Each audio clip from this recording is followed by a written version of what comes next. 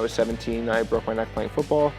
I was given little hope of doing anything past moving in, getting around in an electric wheelchair for the rest of my life, essentially. I couldn't really move my arms much or my anything below my shoulders because I'm a C5 quadriplegic. So the prognosis is that it would stay similar to that level of function.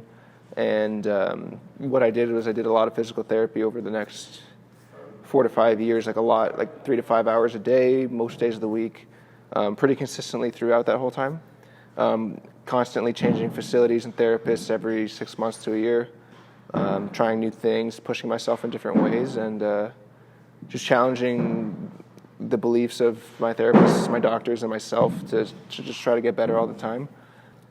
Wound up starting to stand within 6 months or a year, started to walk within a year or two, little steps with like parallel bars, and then the walker after that.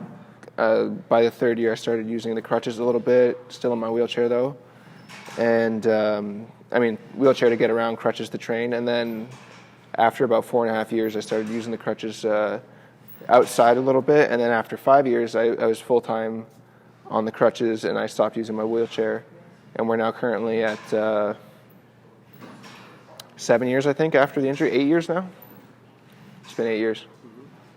I was always very dedicated towards the sports I was working on or the activities I was involved in, and training in general, and that was a great base, a foundation for my recovery.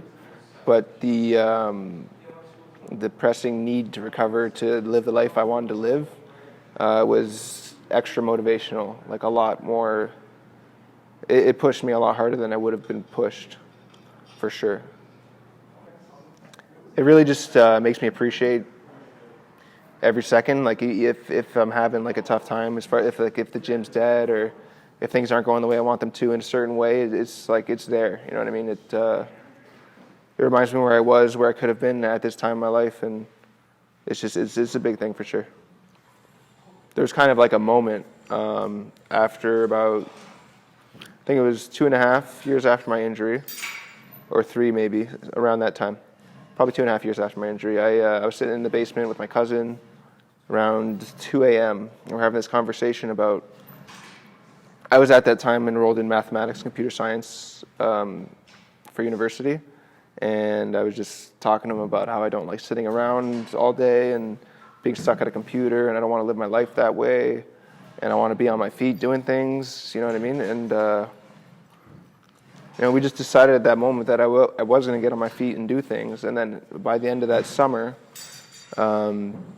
I'd made so much progress that I said, I want to continue this lifestyle through my career and do the career that I wanted to do in the first place, which was training or physiotherapy. So I went and changed my major to human kinetics and made it a goal to do that.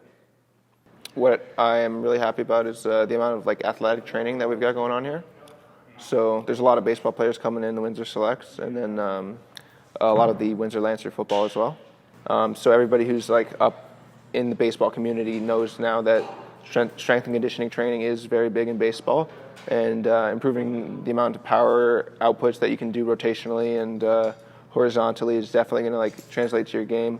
Things like speed, obviously, are going to play in a factor when you're fielding a ball or when you're running bases, and agility when you have to field a ground ball, and power when you're swinging a bat, throwing a pitch. It's all very, very similar to the things we do in the gym. And the other aspects of it are your core stability is going to help you do all those things.